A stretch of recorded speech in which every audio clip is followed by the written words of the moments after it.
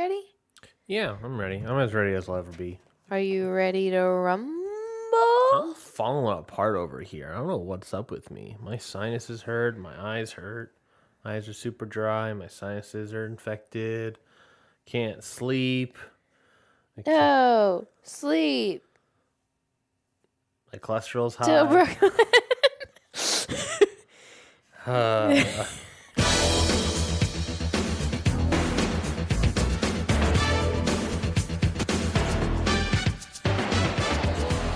Welcome everybody to another episode of Scurvivor series. What is skirt? Nice Jeopardy reference. Thank you. I am your host, Ryan Knightsey. With me, as always, the lovely, the beautiful Jessie Dubiowski. Jessie, Hello. how are you doing today? I'm doing all right. I'm doing better than you I are. know. It's been a rough week since we recorded this last episode for me physically. Yeah. Like we recorded this episode. The next day I had a migraine. The day after that I had a migraine. And every day since then I've had like some sort of sinus issue where my sinuses like hurt and my eyesight has been bad for a very long time. Because it's been apparently too dry, way too dry. Which is funny because it's way too humid in our house because of the flooding. Well, So- part of I try to make it humid in this house so that it's help my eyes because I know that would help a little bit. Can you hear me, by the way? Yeah, I can hear you. Okay. Can you not hear yourself? I just turned it. I moved it down so that I'm not breathing into it. Oh, okay.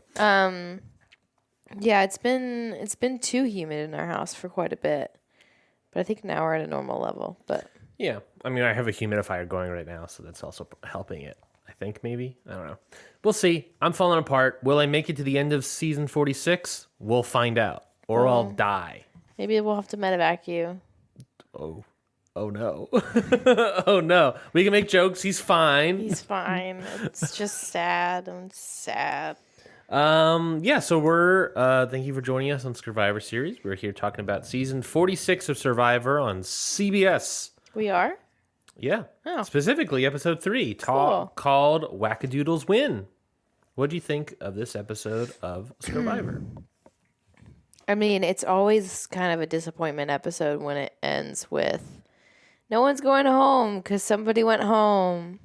For a medical concern. I don't know. This was just, I guess, a sad episode. I think it was.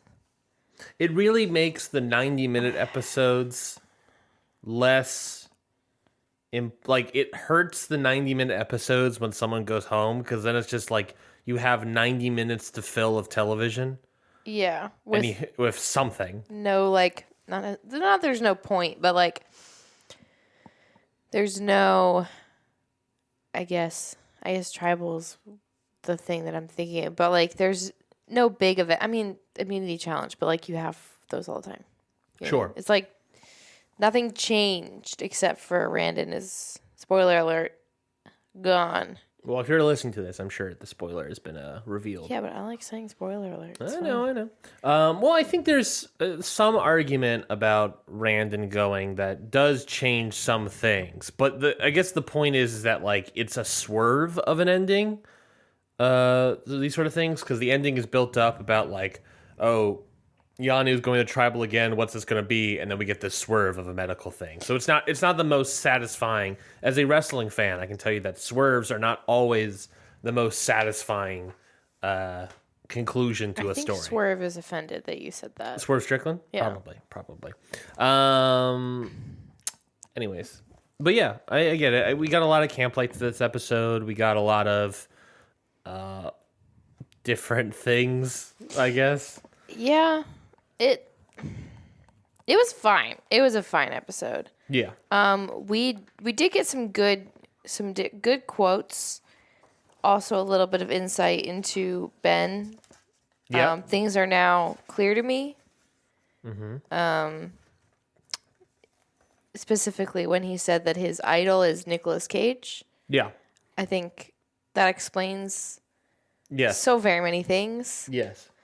We got a lot of different bits of information about people. So let's get into it. At Yanu, this is the post-Jess vote at the start of the episode, Tiffany tells Bhanu about the fake idol plan. Q basically tells Bhanu to stop blurting stuff out. Bhanu says he can't lie to Jeff. There's a quote saying, "I'm not an actor." Basically, everyone try to convince him that, like, it's good for your play, Bhanu, for us to do this fake idol and tease Jeff. Sorry, not Jeff, Jess. And Bhanu's like, I can't lie. And Q's just like, it's not about not lying. It's just not telling the truth all the time. Which, yeah, he's had a hard time with. Just keeping his mouth shut in general. Not even lying. But, like, and I think the argument that I can't lie to Jeff. It's like, you're answering things that Jeff hasn't even asked you. Yes. Like, you're just spilling information. He's providing information sometimes that no one asks. Yeah. It's less of a lying. Well, it is like he can't lie. That is a problem for him in this scenario. But it's also just like he's way too forthcoming with information. Yes, he info dumps to people, as we see later in this episode. Immediately. Yeah. Like, immediately. Yeah. So it's quite interesting how Bhanu, and I think Bhanu obviously was probably going to go home this episode, but obviously if Randon getting medevac, that's a different story. I still don't think he's long for this world unless Yano can turn it around. In the morning at Yanu still, Kenzie describes the Yanu troubles. Bhanu looks for an idol by checking, as far as I can tell, only coconuts. Yeah. There's a string of him checking for idols by only turning over various coconuts. He's like, not that coconut, not that coconut, not that coconut. I don't know what the play was here, Bhanu, but... You think they're just going to put an idol under a coconut? I mean, next season, I hope there is one. I hope there is. Bhanu pitches working of Kenzie, but doesn't have plans or strategy. Kenzie says that he needs strategy and a plan to start working with her, because she's like, you just can't come up to me and be like, I need help, but I don't have any idea what to do. And her to be like, fine, I'll bring you along. Yeah, he's not asking to work with her. He's asking her to save his butt. Yes. At this point, Bhanu is upset in an interview and calls her, quote, a mermaid dragon. Okay, I am very invested in this description. Yes. She has the top of a mermaid, but behind her face is the tail of a dragon. The lower half is the tail of a dragon. Mermaid up until here. So just a human? Yeah. Mermaids. Like, that's like saying the torso of a centaur. Torso of a centaur. That's a person. But even then, the tail of a dragon. I mean, mermaids have tails. Mermaids have tails. They're scaly, like a dragon. So I don't mean a mermaid is just it. Siren would have been maybe. What about like tail of a mermaid and like top half is a dragon? I don't know, but like the top half of a mermaid is just a human torso. Yeah. But they can breathe underwater, maybe. Yes, I guess the difference is that mermaids have gills. I guess. I don't understand. I don't actually know the anatomy of mermaids. The anatomy of mermaids. Do they just somehow breathe underwater, or do they have gills? That's a great question. I will look this up. How are mermaids able to breathe underwater? Because, like, again, I also like how you're like mermaid, dragon. Remember that. Like it's gonna be a shocking revelation later. I'm still struggling to picture it, man. I'm still struggling to follow the top half of a mermaid and the bottom half of a dragon. I guess. Or like a dragon tail with no legs. So like kind of like a mermaid. So she's just a mermaid. As far as I can tell, it's not like a gill thing. They're just able to breathe underwater. I guess if they're like, fictional character beings, you don't have to give them you don't have to give them special gills or something. You have to give a reason. Some have a special set of lungs that draw oxygen from water. Some have gills. There are different theories and different adaptations of mermaids, but ultimately, yeah. Some stories are just like, brother, they're just freaking mermaids. Who gives a crap? So yeah. So at the very least, Kenzie can breathe underwater, and she's half dragon and half top of a mermaid. And maybe, but he could be confusing if a centaur. We don't know. We're unsure. Well, how would it be confusing with the centaur? Well, he could be confusing the top half for a mermaid, but in fact, her top half is a centaur. We don't know for sure. Which is also still a human. Not his best analogy, to be honest. Pretty bad. Not good analogy, I gotta say. Bhanu talks to Q, where unlike Kenzie, who says that she needs okay, so we got a very nice editing dichotomy between Kenzie and Q here, which I really thought was very crucial to how both people view social playing and strategic playing, right?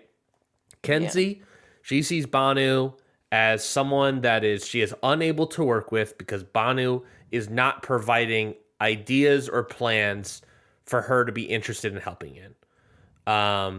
That could maybe help her.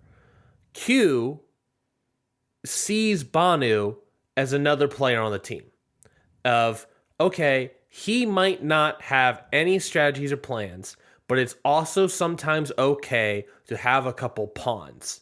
It is also okay to have someone that can just be a body on the field, and I have his side. And that's what Q basically tells Bhanu of. He basically wants to keep Bhanu because of his loyalty, and he tries to coach him up a little bit, reassure him, and he's trying to really talk him up and be like, I want your vote. I want to tell you what to vote for. I want to use you and protect you, and I like you because I need that loyalty from you. And so that's the value that Q sees in Bhanu, and I think that's a very important piece of social and strategic playing that we get from Q is that Q doesn't need a room, a alliance full of helpful strategic players. He can be the strategic player. Yeah. And he just needs bodies that can vote with him and people that are loyal with him. Which is honestly sometimes easier.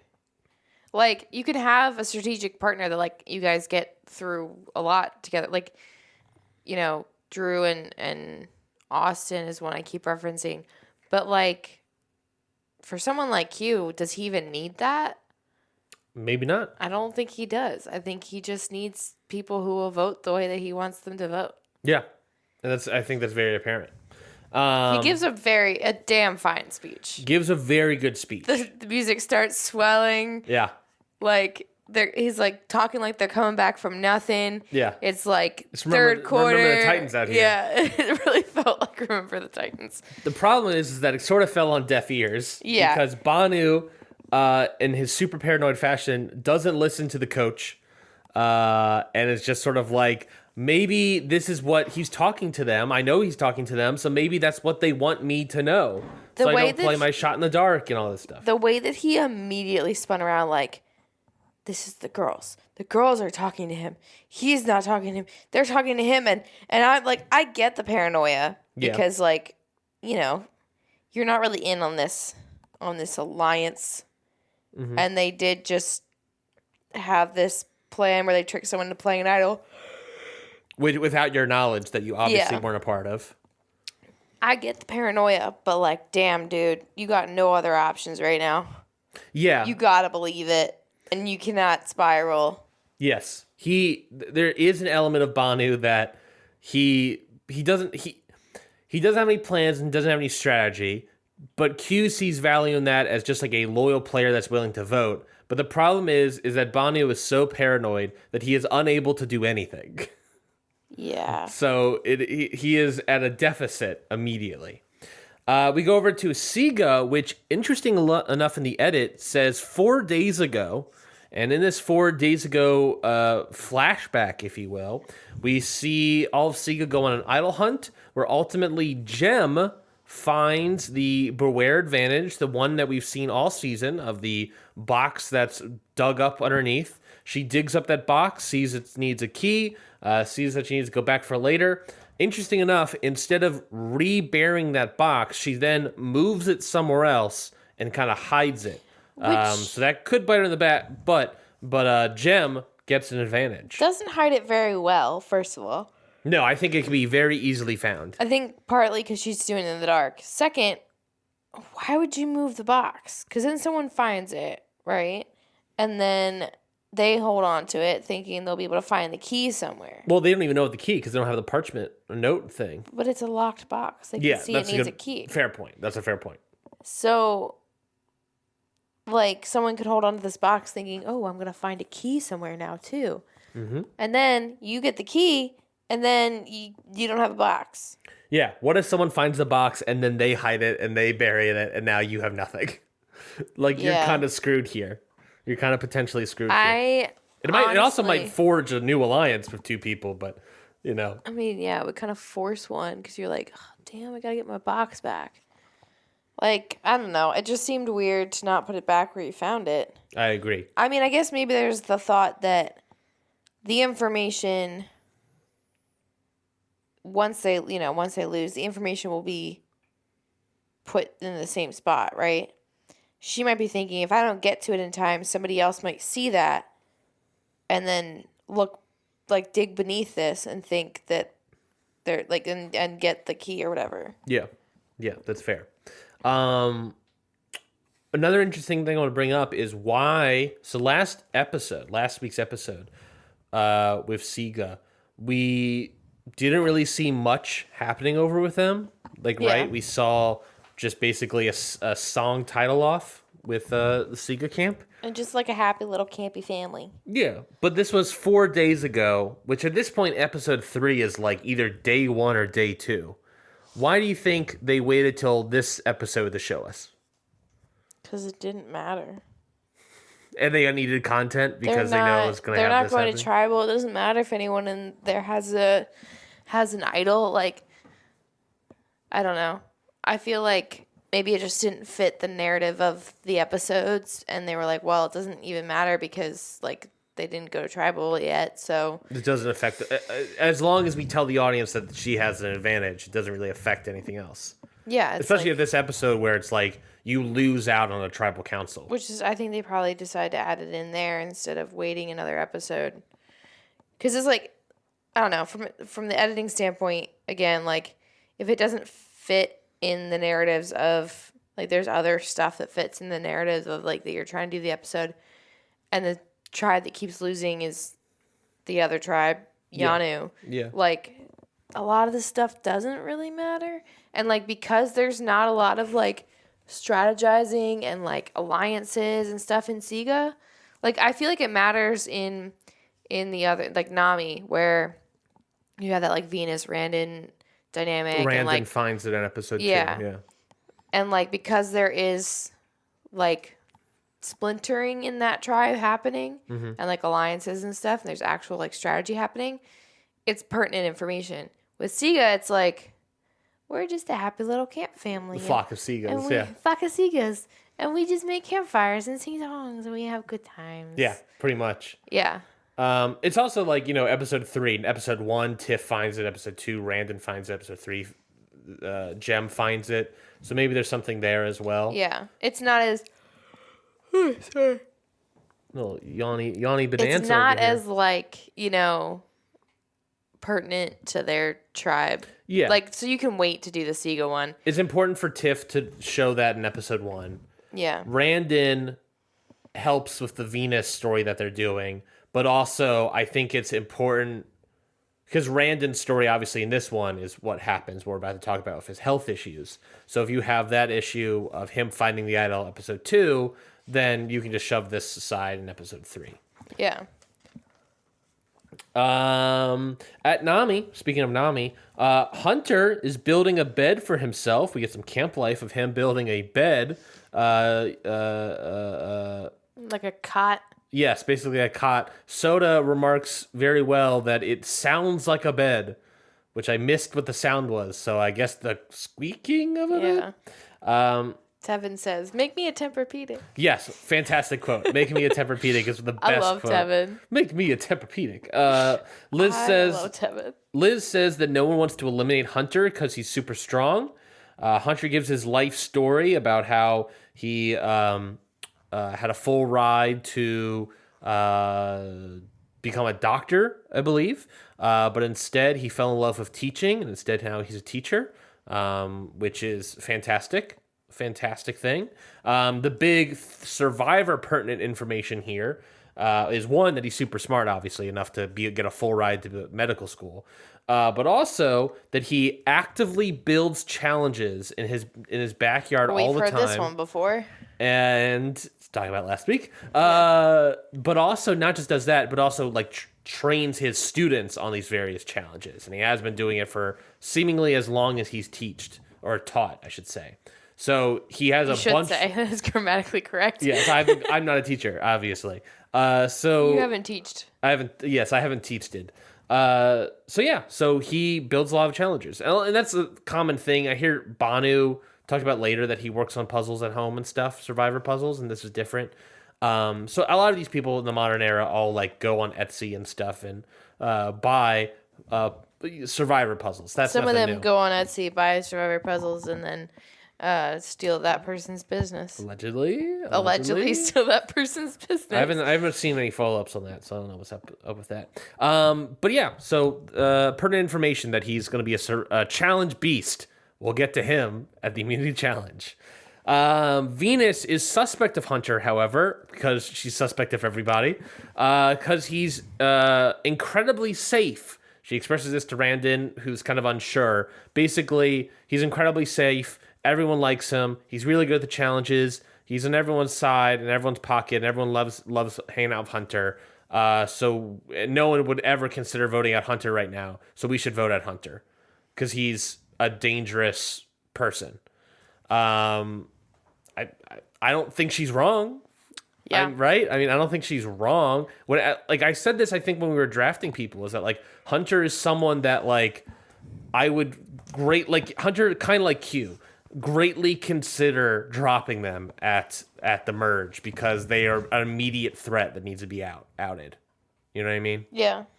So I think Venus is suspect of that. We get the medical update about Randon. Randon says that he's losing feeling in the right side of his body. He loses the full sensation of his hand. He gets checked by medical. Ultimately, they allow him to keep playing because they think it might just be like a pinched nerve from sleeping on the bamboo. Obviously, it turns out that it wasn't. Well, it was, but it wasn't. It was, but it wasn't. He gets ultimately pulled from the episode, but he turns out being fine. It was just seemingly a pinched nerve. That sucks. Yeah, very much sucks. But I mean, it was bad. Like he actively, like his hand was just like there. Like it looked like he had a fake arm. I can understand how that would be scary, and especially like a medical team being like, I don't know. Yeah. I don't know about this one, guys. It's definitely scary. We get to the immunity challenge with the reward being a toolkit, various different things. Immunity challenge here was to swim and climb crates, get over a barrel, climb a net. Then when you get to the beach, you have to dig up some sandbags and throw them up onto various raised platforms. We get 2 sit-outs on Nami and Siga. The sit-outs from Nami are Randon and Soda. And from Siga, it was Jem and Maria. So they are sitting out here, and they both have to play in the next immunity challenge. What if Randon's team was just like, "No, you're good. You can do it." He wanted to. He was very upset about this because he really wanted to play. But and then the immunity challenge happens. What are your thoughts on this immunity challenge? Number 1 is Hunter's a challenge beast. I think I wrote in all caps, one-man wrecking crew. Yeah, he's going to have a hard time after the merge. Yes. Or a great time. Or he wins every challenge and it's a great time. He pushed a person over the thing, grabs onto their feet to propel himself forward. Mm-hmm. Single-handedly gets all the bags on the thing. The dude just is killing it. Yes. But maybe a little bit too much. Well, it worked for them because they were ultimately able to get first place. Yeah, So, which they came back from being behind this time, right? that saved them a bunch of time, which is great for his team, obviously. Yeah, for Nami. but not for him going out of coming into the merge later. Just he's kind of too good at it. He's great. I love having Hunter on my team. Tevin ultimately tweeted out, and I saw this. I wanted to bring this up. Tevin Davis, of course. Fun fact, when I was about 5 or 6, I almost drowned, and because of that deep trauma and fear, I never got back in the water and tried to learn to swim until I got the call to be on Survivor. So this is documented proof of my first time ever jumping in any water and swimming. Wow. Yeah, so that's a major accomplishment. It shows how great I think Tevin is at this game. He's willing to do stuff like that. Massive. That's a massive character moment to learn about. A little insight into Tevin, maybe making it pretty far. Mm-hmm. Maybe being pretty good at this game. Pretty good. Pretty good. Like I said, Hunter used physics to get himself for the barrel. Hunter's the first person to get, I think, any sandbags on the platforms, and he ultimately gets all of them for Nami. Nami wins, Siga gets second, and Yanu loses again. Once again, I'm a loser. Oh, no, I'm terrible. Just staring at me. That's not Creed, is it? Who is that? Fuck. Loser? I'm a loser, baby. That's back. It's not Creed, is it? Because the voice you were doing is kind of Creed. Because that's the voice I do. Closer. It's Closer? Is that Lighthouse? I'm taking a fall. No, because I'm a loser. Is it called Closer or is it called Loser? It's called Loser. I'm going to look up Loser. Hold on. I got this. 3 Doors Down? Fuck. I said give me a second. I got this. Is it 3 Doors Down? It might be. Yes, it is. Should I play a Did you look it up? I have it on Spotify here. Do I have the thing plugged in? Why are we going through all of this? I don't have the thing plugged in, so I can't play it on my phone. But yeah. It almost sounded like you were doing the Creed bit of, can you take No, I was me doing higher? the 3 Doors Down voice is like Kryptonite. is the Creed voice, but like with a little more diction. Because Creed is like, can you take me higher higher to a place where a blind man see? Can you take me higher? I was in a Paramount Super Bowl commercial. And then 3 Doors Down. I don't actually know the song Loser. All I know is Kryptonite, if I'm not mistaken, by 3 Doors Down, right? Yeah. Kryptonite. No, you went way too emo with that. I did. Kryptonite. Yeah. My kryptonite. Oh, Jesus. There's not much to talk about this episode, folks. Well, I'll be honest. We're 30 minutes in, and I'm halfway done this episode. Yeah, this was a boring one. Other than some golden quotes. Yes. Like Tevin. You gotta make me a Tempur-pedic. There was, with this challenge, though, disappointment because Yanu was in the lead for a good portion of it. Yeah, well, they weren't. Siga was in the lead, but Yanu was able to get. They were in the lead for like the first half of it, weren't they? No, Siga got to the beach first. I thought Yanu got to the beach first. No. Yes, Siga gets to the beach first, and then Yanu. Yanu gets to the beach and then after that, Hunter is able to do the barrel physics move.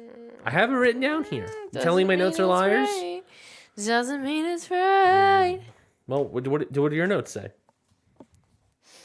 They were in the lead. Who's they? Yanu. Oh, interesting. Well, mine say the opposite, so interesting. They did have a good, significant lead for a portion. It might have been the last half, but like There was a portion where Yana was in the lead. I don't recall them being ever in the lead in the challenge. Play it back. Can you take me With eyes wide open under the sunlight. Welcome to this place. I'll show you everything. What does Lifehouse do? What is their thing? They're the ones that are like, fuck. They're the ones that are like, what? No, dude, I have like 3 Lifehouse CDs. You have 3 Lifehouse CDs? Name me a song. I could do this. I'm looking at their top 5 songs. Top 5 songs. Tell me the first one. Just tell me the first one. You and Me. 'Cause there's you and me. Oh, that's like, yeah, you're right. The people. I don't know why. I can't take my eyes off of you and me. All of the people, nothing to do. It's like you almost have to do like an old man accent a little bit. Because it's you and me. No, Lifehouse is like... the people. Lifehouse is like... He doesn't open his mouth very much. It's like... You and me. And all of the people, nothing to why. I can't take my eyes off Can we of you. do Creed singing You and Me? Something about you now. I just can't figure out... What? Can we do Creed singing You and Me? Hold on. Mix it up. You take me. Hold on. 'Cause it's you and me. And all of the people, and I don't know why. I can't take my eyes off of you. I can't take my R. I can't take my R. My R. That's my R. Yo, we're losing it. I'm sorry for this detour, but I think you needed it. Yeah, I think too. we needed it. I definitely think did. this My face episode hurts. was boring. I like that. like, yeah. How many times can we watch? Yanu. Can we watch Yanu? Can we watch Bhanu? Saying people say I'm too emotional. People say I'm emotional. All right, we're gonna move forward. Baby. Okay, and then Ben saying he's stoked, and then Nami winning. Like, how many times can we watch this whole thing? Yeah. We talked about this last week, if I'm not mistaken, of the new era. Like, I think there was a stat that, like, of the new era, 4 of the 5, pre-merge, obviously, 4 of the 5 tribes, not tribes, 4 of the 5 seasons. Well, I'm going to... 'Cause it's you and me and all. Okay. You're saying 4 out of 5 seasons probably had one tribe that lost, like, The first 2 episodes. That's A lot. not great. Well, but it also, it's like, let's talk about Bhanu. Do you want to talk about Bhanu? So Bhanu, let's set up the Bhanu first, I guess. People get picked on a journey. Liz, Bhanu, and Ben get picked. They all go on the journey. Tiff is worried about Bhanu leaking info. At camp, at Yanu, everyone's worried about Bhanu leaking info. Q, we get this moment where Q takes the blame for losing, thinks he choked. He gives his life story about him fumbling. Benedict fumbles. So Q pitches voting for himself. Tiff tells him to calm down here. Sorry. I love how we're getting, like, the 2 back-to-back, like, just being super dramatic. Like, there's Q who's like, man, I really messed up. You should just vote me out. Yeah. I offer myself up as a victim. And then you get the other side of Bhanu being like, I'm an actual victim. it's me tonight, guys. And then drops to his knees. Praise to God. No, like, head against the table, just, like, to camera perfectly. Yeah. I'm going home. Yeah. And then, like, the other 2 don't know what to do. Like, Liz is like, oh my gosh. And then Ben's like, that does not rock, Yeah. bro. Pat. Like, he doesn't know He's what to do. He's unsure about what to do in this moment. He doesn't know. Like, you could tell that He's trying to reassure him, but it's like nothing's working. Ben, like, wants to comfort him, but he doesn't know what to do. Which I don't blame him. Yeah. And then Tiff's just with Q is just like, oh, shut the fuck up, man. Yes. I wanted to bring this up specifically before we talked about Bhanu is because Q brings this up in front of Tiff and Kenzie. and this never becomes a point in the rest of the episode, right? Was this a plan to say in front of Kenzie, so Kenzie might vote for Q or might vote for Bhanu, or the idea of putting the heat on, we're going to vote for Q, or instead we're going to vote for Bhanu? Like, is the idea of maybe he was trying to do a strategy play of, because he ultimately wants to vote, I think, Kenzie out this episode. I gather that he ultimately wanted to vote Kenzie out this episode. Was that a play to try to convince Kenzie of, yeah, you should vote for me, or you should vote like someone not, we're trying to get the heat off of this and make this the camp discussion so that we can vote on Kenzie. It's an interesting way to do it. Because Bhanu's right there. I don't know why he just doesn't double down on Bhanu, but maybe the idea is more of like Tiff, of like, stop trying to give opinions of why we should get Bhanu out, but now it's like Q is in there as well. And you're thinking like maybe he's trying to convince Kenzie in that moment that Bhanu won't play a shot in the dark because he thinks he would be doing Q a favor. Mm-hmm. And Bhanu is loyal, so he's going to vote for Q. So like he's not going to play his shot in the dark. He thinks everyone's voting for Q. Yeah, maybe. So that's a way to convince Kenzie that her vote would be safe. Yeah. On Q or whatever. I don't know. I think it's too big brain maybe, but it's plausible. It's a stretch, but like, I don't know. I feel like I've heard crazier things. So let's talk about Bhanu and this journey. So they all go in the journey. The journey is that they have to draw rocks. Blue gets to go on a path. White gets to go directly back to camp. Bhanu immediately opens up to Liz and Ben. Says Tiff and Q are tight. Says Kenzie is running the show. Says they call him a fool. Quote, wants to win 1 million hearts. And he wants the white rock and to play safe. He doesn't even want to risk his vote. He just wants the white rock to go home. Don't have a plan. You don't have any advantage. He doesn't even want an advantage. He just wants to go back. You need one. Yes. If you really think that it's you, right? Why would you not try for an advantage? Because what else are you going to do? Here's the thing about about people to vote for not you after, like, they already have, like, a 3-person alliance that doesn't include you? Like, yeah. And you're not very good at convincing people to work with you? Here's the thing about Bhanu.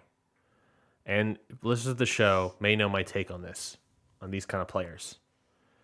Between Bhanu and Liz, we have 2 people on this show that seem uninterested in ultimately winning Survivor in this competition reality series. Liz wants to win purely for the title, doesn't even want the money, makes me a villain in my eyes immediately. And Bhanu, I think, is a very emotional, very great character for the television program. And I think a lot of people at home fall in love with Bhanu and want and root for Bhanu in that sense. But he's a person that doesn't ultimately want to win this game. He says it over and over again, multiple times in the episode. I don't want to win $1 million. I want to win 1 million hearts. He wants to experience Survivor. Yes. He doesn't want to play Survivor. Correct. So much so that he knows what's up against him.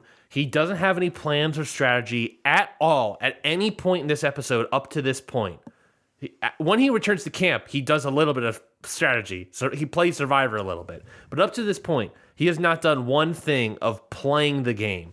Kenzie even noticed that. His closest attempt was asking Kenzie to work with him. But she had previously gone to him to, like, feel out. Yeah, him and Jess at the last episode. And they were both like, no, I'm good. And then wanted to try to vote out Kenzie.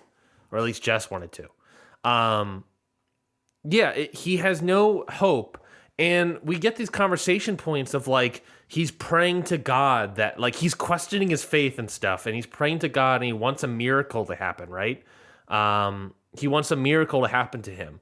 He is given this journey to go on where he has a 66% chance to get a blue rock and possibly get an advantage in this game. We don't know what the advantage ultimately is because neither of them are able to successfully complete the puzzle, the blue rock puzzle. But he doesn't even want to draw a blue rock. He just wants a white rock and go home and go back to camp. He is praying for a miracle, but when he's given opportunities, he doesn't even want to enact on those opportunities. He would rather just have a miracle happen. Yeah, it's like if you believe that this is your sign from God, like if he's like, oh, I asked God to send me a miracle or a sign or whatever, and then it's like, here you go, and he's like, not that one. Yes. He does not want to be a person in charge of his own fate. He wants God to fully be in charge of that, which is so foolhardy that I am dumbfounded by Bhanu being cast on this show. I get it as a character, especially like in this new era where like these kind of characters. Yeah, he's lovable. This new era, especially with like people like Carolyn or Jam Jam or any person that is more emotional of a player that gets this response. If I'm casting that, you might be looking at Bhanu and thinking he's the next Carolyn. But the problem is that Carolyn was still playing the game and constantly still playing the game. Bhanu has zero interest in playing the game. He doesn't even want to actively do anything that helps him. He just wants to have things happen to him miraculously, which is so frustrating for me personally because I hate people like that on competition shows because the whole point of this is for you to make these decisions, for you to act on these sort of things and take advantage of getting advantages. And he has zero interest in doing that. And it's so frustrating to see players like that because it's like he's a great, interesting character, but he is a terrible player, and he has no reason to be on my screen and take up as much TV time as he does. Because at the end of the day, he gets a miracle at the end of the episode of someone else going home injured, but next week, if Yanu loses again, he's going home. Like that, unless some other twist happens, which totally could happen. Yeah. But he's ultimately probably gonna go home. And I don't see any reality where things work out for him. And unless he is going to the finals, like at this point, I don't even think he's going to make it to the merge. At this point, the editor of everything, they talked about how he just wants to make the jury. I think his story is ultimately he makes the merge and makes the jury. And that's Bhanu's story. And like, that's it. It's like, oh, we should be thankful for that had happened. I don't want to see that. And I come from the wrestling world also, where like you'll see that where it's like people are like, oh, I don't want to win titles, I want to tell stories, or I want to just like do this stuff. And it's like, no, get in there and like try to be the best wrestler in the world. Like, don't just be like, oh, I'm here, I'm gonna show up and do all this stuff. It's like, no, play the game. Do this. Go out there and do this sort of stuff. Don't just like accept fate. Yeah. Have a hand in it. Do you have the strength to change your fate? Do ya? Do ya? So yeah, Liz draws the white rock. Everyone goes to separate ways. They have to assemble puzzles. Neither Ben nor Bhanu are able to do it, and they both fail. Both lose their vote.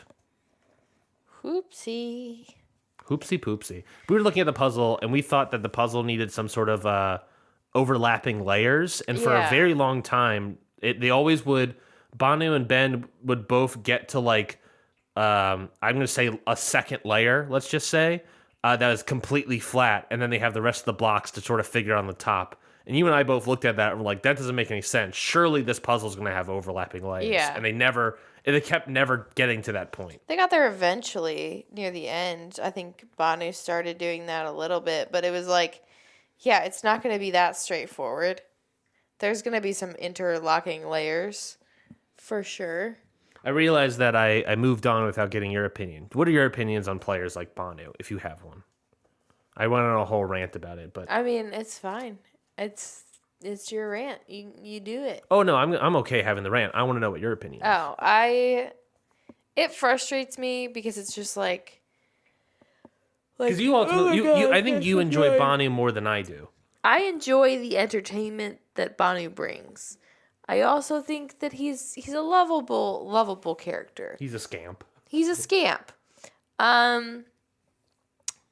But as a player, it's incredibly frustrating. Because it's like, yeah, you don't want to see someone like just actively not participate. And it's not like he's like, I hate Survivor. It's like, because why would he be there? He's not quitting. No. But he keeps choosing to not participate and then is like telling this sob story about how he's going home. Yeah. It's like you had a chance to make an alliance and you gave up on it. And then here you are saying like, oh, my tragic story, I'm not going to make it past today. And then you have an opportunity to possibly make it past today. And you're like, I think I want the White Rock. Yeah, I would rather go back to camp and not even bother. Yeah, it's like... And it's also like, what's the danger of going for that, Bhanu? Because if you lose your vote, it doesn't matter. He loses a shot in the dark. Yes, that's the only save you here. Lose your, what is it, like a... 1 in 6 1 chance? in 6 chance of saving yourself. When right now... When now you have a 1 in... Like you have a, 30% chance of... 66% chance of getting a blue rock. And 66% this percent of the time I'm always... What is the thing? The promo thing? Are you talking about Scott Steiner? Yeah. The Steiner math promo? Yeah, 30 and a third % chance of winning. Yeah, he has a 66% and 2/3 chance of getting a blue rock, and then he has got the puzzle, and if he's able to keep his vote, he'll have an advantage, and then what is 1/6 in a percentage? Is that not 20%, is it? No, that's 5. 18%, something like that? I don't know. You got an 18% chance of winning. Yeah, it's like you could do the easy thing. You could back away. You could keep your shot in the dark, but then that's still a 1 in 6 chance that you are staying. Yeah. You could take it into your own hands, and yeah, you're risking your vote, but like the only power his vote seems to have right now is that it maintains his shot in the dark. Yes. Because otherwise... Which is, again, 1 in 6 chance of winning. He has made no progress in making his vote matter at this tribal council. Yeah. And either he doesn't lose it, he loses his vote, he loses that 1/6 chance, or he gains an advantage. That 33 and 1/3 chance. Yes, or he gains an advantage, which allows him to get farther in the game. And he would rather not bother, and the not bothering is what? To somehow go back and miraculously convince everybody to work with him to keep him around longer, just Even because. Though he has, yeah. Just because, and that's it. Yeah, even though he has no strategy, has no previous yeah. He's lucky Q. Nothing for them to work with. He's lucky Q wants to work with him. Yeah. Ben and Liz return back to the various camps. We get a cutting back and forth talking about what's going on with Yanu. They dish all the tea about exactly what Bhanu told them.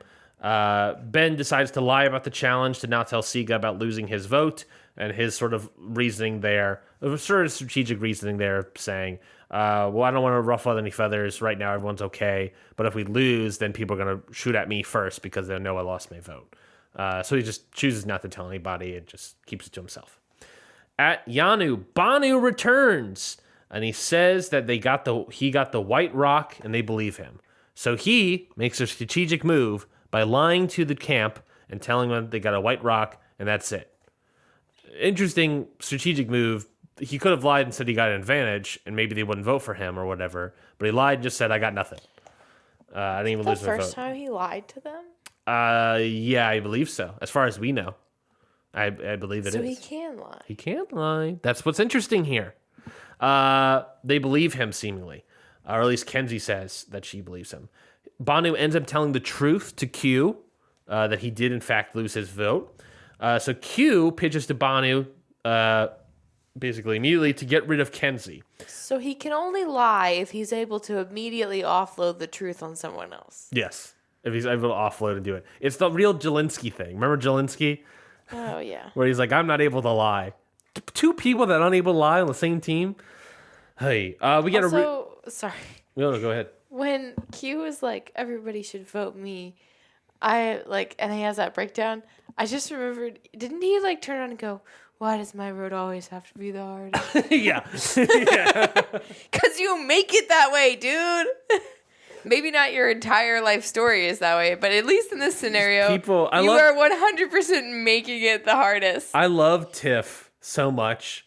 She's like, oh, fucking give me a Like telling break. Bhanu in episode 2, don't make the block hot, and then in episode 1, telling Q to calm down. Yeah. It's like everyone's like, all these people are being so overly dramatic, and Tiff's just like, shut the hell up. Like, what are you doing? What are you doing? Get over yourself. So Q pitches to Bhanu to get rid of Kenzie. We get a real Caleb Emily moment, I thought, here, where he's trying to coach Bhanu, much like Caleb trying to coach Emily. Q pitches the plan to Tiff, basically to vote out Kenzie. And he gives the various reasons to vote out Kenzie, being one, that she's an incredibly social player. The moment we merge, she's going to work with everybody else to get Tiff out and Q out, because Kenzie obviously knows that the two of them are very strong players. So, which is, I think, completely accurate. The moment they get to the merge, I could see them being like, yeah, we have to get Q and Tiff out. That being said, all the other tribes believe right now that Kenzie is the mover and the shake it, the puppet master of Yanu. So maybe that won't work entirely to her advantage. Maybe that is a dramatic irony here for Q and Tiff. So Tiff is going to think about it. Q could be right, but she's kind of unsure. Well, because she feels strongly that Kenzie's with her. Yes. But it doesn't really ultimately matter if Kenzie's a strong player and, could turn on you. Yes, I agree. She's with you now, but based on what excuse me, I'm like a yawny burpee mess today. I know. Well, there's also the reality of like, let's look at the previous season, right? Let's look at the Lulu losers, right? If this episode didn't end, and ultimately, I'm just going to finish out right here. The end of the episode is right here. Nami, we go to Nami. Medical shows up for Randon. They tell him that it could be a bulging disc in his neck, which might require surgery. He needs to get an MRI. They pull him out of the game. Jeff comes over to Yanu and tell them that, there's no tribal. Bhanu gets a miracle. Randon ultimately gives an update at the end of the episode saying it wasn't a spinal bulging disc, and he is completely healed. All for nothing. I did that whole thing and I completely forgot what I was about to say. Yeah. Let's think about previous seasons, right? If the tribal council went ahead, I think it's either Bhanu or Kenzie, but let's just say Bhanu, right? The easy vote, quote unquote. If it is in line with how the previous season went up, there is one tribe of 5, another tribe of 5, and there's one tribe of 3. Not 5, 6, 6, and 3. What they did last season is they reshuffled all the tribes, right? Mm-hmm. Which means Kenzie, Q, and Tiff would immediately go to all different tribes, basically, and have all different people to work with. What would Kenzie do? Would Kenzie tell people about, Tiff, and this is what it actually was like, and try to, because she's a good social player, and get people on her side? And then when they come back into the merge, then she has now an army of people that might be willing to go after Tiff or Q? Would Tiff and Q be able to get as much of an army by shifting over to whatever tribe they go on? It is that would have been the next episode of them all splitting up. In theory, yeah. Presumably. I don't imagine they're going to have 6 people sit out, a tribe full of people sit out in the immunity challenge. So that's what I would have suspected. But it would have happened like immediately if Kenzie no longer, like you said, Tiff wants to keep Kenzie because Kenzie is on her side. The next episode, she would be forced to work with both Tiff and Kenzie and Q would be forced to work with all new people. So she's no longer going to be on your side. Next episode. That decision of who you're voting out tonight is ultimately a merge time decision. Who do you not want at the merge? Because next episode we're all getting split up. Presumably. That's ultimately why I think Kenzie. Q is make a good pick and why I think Kenzie is the right idea. Maybe Q or Tiff are also a good idea in the same vein, but I think Q is right. It's like if you brought up that idea of like, she's with you now, but next episode we're getting split up probably. So you should vote out her because it ultimately doesn't matter. Yeah. You might want to have her by the merge, but she might have a group of people that no longer want to work with you, and she might want to vote you out because she knows you're strong, and now she has numbers. Yeah. There's concerns. There's concerns there. Fair points. Speaking of points, that was the end of the episode. Before we actually get to the points, let's do a in memoriam for Randon. You want my phone? Sure. Let's talk about an in memoriam for Randon, right? He obviously goes out he goes out of the show without a medical emergency. But what do you think of Randon as a player for season 46? I think from what I saw, I was hoping that he would be there longer. I don't know. I feel like he had, it seems like, a strategic mind and like was able to kind of be under the radar, enough that he's not like Hunter, where like immediately perceived as a threat. And I think he was doing some things, trying to make moves to like, build an alliance and, start moving his way through the tribe. He saw Venus as a potential person to work with. I was able to find an advantage and was able to work with Venus in that sense. I think there was a lot of potential in Randon, and I am shattered that he is gone. Not just because he was on my team, but mostly because he was on my team. But I don't know. I was kind of excited to see how far he would get.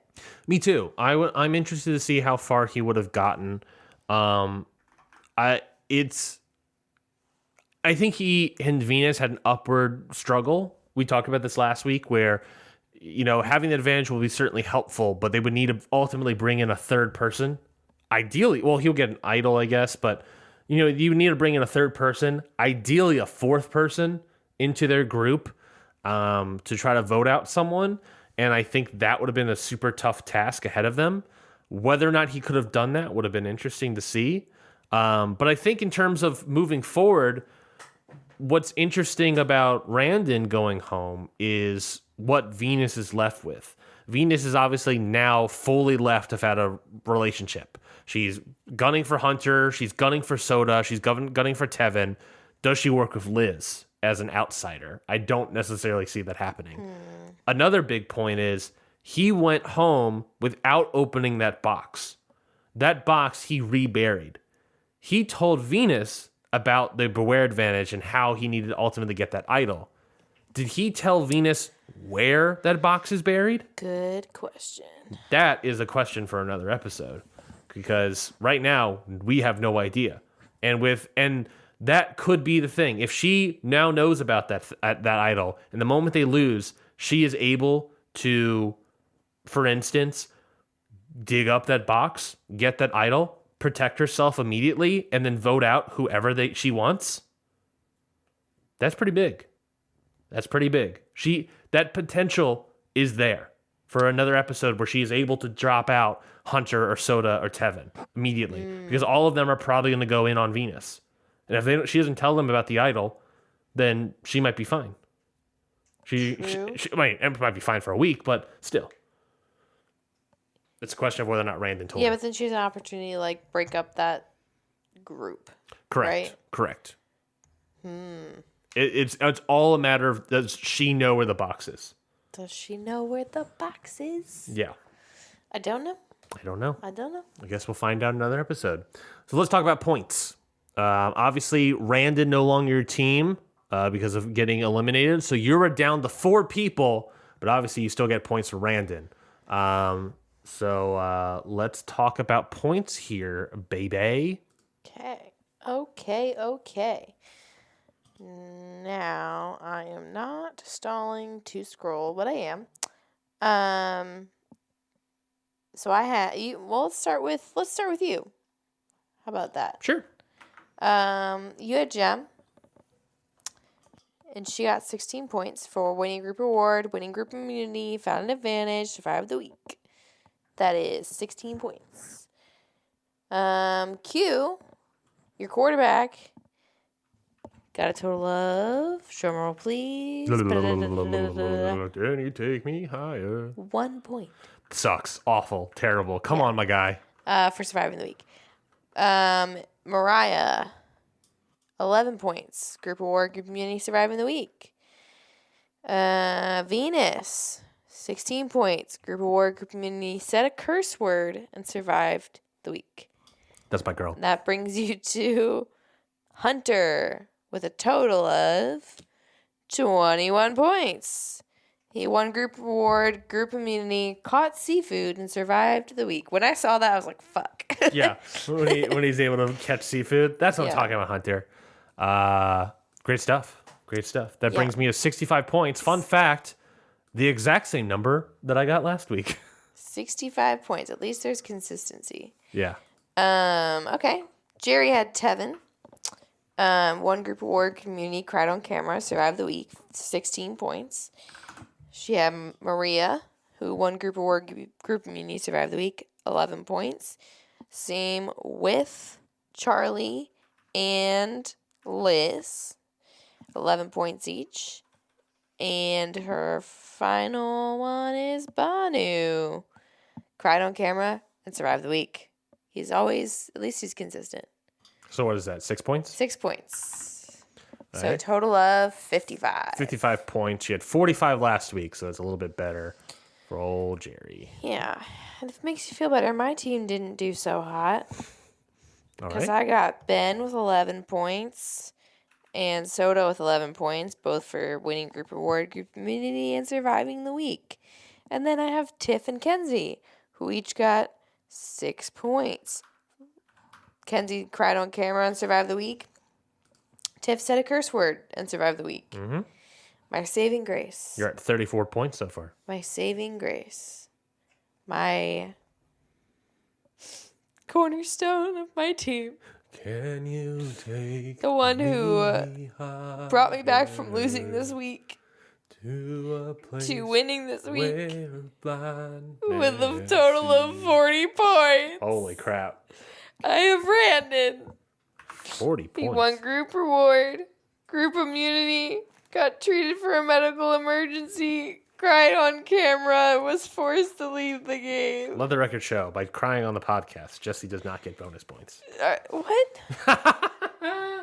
Damn it. So that gives you your team 74 points. Not as much as the whopping 130 from last week, but still very good. But still very now strong. I lost a player. That is true. You have officially lost a player. You're down to a team of Kenzie, Soda, Tiffany, and Ben.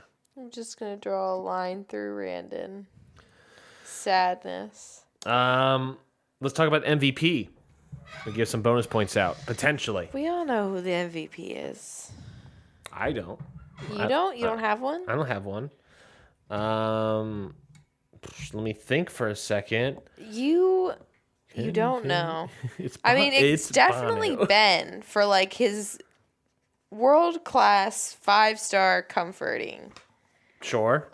With a little pat on the shoulder and that does not rock. I mean, like, come on. How could you not immediately feel like the weight of the world has been lifted after that? I'm between two people. Okay. And yeah. You're between two people. Yes. I'm between two people. I got my answer. I am between a person Good. that And a horse. And a horse. And a sandworm. Do sandworms exist? Is that a SpongeBob thing? I think it's a SpongeBob thing. Can I have my phone back? Because I need my calculator. Oh, well, you can eat a butt. No. Fart No. your face, man. No. Okay, I think I have my person. All right. Let's say it at the same time. Ready? 3, Yes. 2. Wait, no. Oh my god. Between two people, I'm sorry. You said you had your person. I didn't. I lied. You lied? You lied to me? I definitely 100% lied. All right. Let's close out this episode. Okay, Come fine. on. Okay, I'm ready. 3, 2, 1. Hunter. Gem. I was between Hunter and Gem. I think they're both equal MVPs. Hunter was a challenge beast. It was able to help their team win. Gem found an advantage without anyone noticing. So that is what I was between. The only reason I went with Jem is because she found an advantage without anyone noticing, and their tribe was still able to get second and be very dominant, other than Hunter. Hunter was great, but he also is very secure in his alliances, except that Venus is now gunning him because he's so secure and so strong. So maybe there's an argument that he shouldn't be as strong, and he wouldn't have any heat on him at all from Venus. So in that vein, because Jem got an advantage with also not getting any heat on her, that even... Well, she doesn't have the advantage yet. She doesn't have the advantage yet, but she has a potential idol on her journey. And no one knows about her, so much so that 4 days later, I forgot to say this, 4 days later, Ben decides to not tell anybody about losing his vote because he doesn't want to stir up the pot, which to me implies Ben doesn't know that Jem has an idol or has an advantage to potentially get an idol, right? So he's like, oh, I don't want to point to anyone as a specific thing. So it looks like the only person that everyone knows has advantage is Maria. I really don't get the impression that Jem has told anybody. But who knows? So you said Hunter. Hunter gets up 21 to 26 points. And Jem goes from 16 to 21 points. That brings my total for this episode to 75. Yeah, well, now you can't say that we're biased on MVPs because I'm consistently giving your players extra points. That's true, I think. So did that not work? Interesting. That did not work. So your team has officially 74 points this episode. Mm-hmm. Okay, this formula nonsense. I have to figure this out. 204 points total. 74 plus 130 is 204, right? I have 75 plus 65. 140 points. 140 points. Not as good as your 204, but I will take it. And then Jerry, from the episode, 55 plus 45 is 100 points. So the points to date, Jerry in third place 100, Ryan 140, Jessie 204. So you've doubled Jerry here, more than doubled. Sorry, Jer. But I am You're doing great. Love you. I am still less than half, not half. I'm like 75% of the way there. I'm 66 and a third of the way there. 66 and a third. Yeah, 66. I'm close. I'm close. I'm gonna get there at some point. So don't you worry. You're pretty little head, Beanie. Don't you worry. You're pretty little. Are we gonna get taken down for that? Taken down for what? Turned down for what? Turned down for what? That is it for this week's episode of Scurvivor series. Jessie's in the super lead, but has the first person to go down the 4 players on her Scurvivor series team. Let's plug away. What do you want? Is there anything from this past week that you want people to think about, talk about, yada yada yada? Recommendation of the week. Beanie. Recommendation of the week. Have I already done Bob's Burgers? You might have done it in episode 1, but I don't recall. Well, okay. Well then, you can plug it again if you want. Well, let's talk about Bob's Burgers is a good show, though. Yeah, I do like Bob's Burgers. I'm watching it for the first time. It's funny. It's fun. It's Bob's Burgery. You know what they have? Burgers. They have the meats. Funny jokes. They also Bob's Burgers. We have the meats. Bum bum bum bum bum bum. Yeah, I think that's it. I think I would plug something else, but not the right jingle melody. I didn't really do anything this week except work and try and dig a hole in our yard, and it didn't work. And your recommendation is hire professional drainage people. Yeah, that's my recommendation for you specifically. Yeah, my recommendation is if a restaurant has a dish with a single scallop, if they don't put the S on scallops. If it's just scallop and singular on the menu, it's probably one singular scallop. It may be very, very good. It may be quite delicious, but it's going to be one singular scallop. So just know that when you're going into it, And it's probably going to be on a bed of noodles that are like not that many noodles. Maybe seven maybe noodles. Like 6 or 7 noodles on a giant plate with just like one little spot of pasta and a single scallop. So just know if they put scallop on the menu or not scallops, it's going to be one scallop. Okay? Piggybacking on that, my recommendation is that if you go to a restaurant and they have one page of food across 4 pages with the other 3 being just alcohol options, just stick with getting alcohol. Yeah. The drinks are going to be good. Get maybe the Ticonderoga cup. We're not talking about a specific experience that we had. And the name I just said doesn't do anything. It's gonna be delicious food, but it's not. You're not there for the food. No, and if you are there, get the 48-ounce steak that costs $200 because it comes with a weird surprise birthday-esque greeting, and then and a candle that you have to blow out on your 48-ounce steak, basically, chunk roast or whatever it was. The chuck wagon. It's more like a chuck scooter. Someone comes out with a 6-foot-long pepper grinder to then put pepper on your steak. It was the world's largest pepper grinder. Well, what I'm saying there is just go for the alcohol. Yeah. If you're at a place with not many food options that's also expensive, just drink the alcohol. Yeah. That alcohol's good. Or just enjoy your one singular scallop on a tiny bit of noodles. It was very good. It was very delicious. It's hard to be mad because it was very good. Yeah, but it's also like $20. Man, I know. All right. Yeah, we ended up buying more food after the fact, after spending. Not at that restaurant. Yeah, no, definitely not at the restaurant. They wanted us to buy more food after the fact. Yeah, we kind of got kicked out in a way. They were very pushy. They wiped down our table while we were still sitting there. They were like, I'm just going to wipe this spot right here. Like, we're sitting here. She's like, do you want more ice water? I'm not asking you to leave, but do you want more ice water? Like, it feels like you are asking us to leave. How do you wipe down the counter while we're sitting there with one of those classic kitchen rags? I just know also, if you go to a restaurant where it's one singular scallop on a plate and you just order one thing of food and one drink, they are going to get you to leave in any way possible. I'm now thinking about it. The more I think about it, that wiping down the table, I'm super mad about that. She was trying to get us to leave the whole time. The more I think about it, the more upset I get about it. I think the moment we sat down, she knew we weren't going to order that much food, and I think she was trying to get us to leave the whole time. Fuck off. That's that for this week's episode of Scurvivor series then. Jessie, can you take us out with a little Creed? Can you take me higher and go away? 'Cause our episode's done.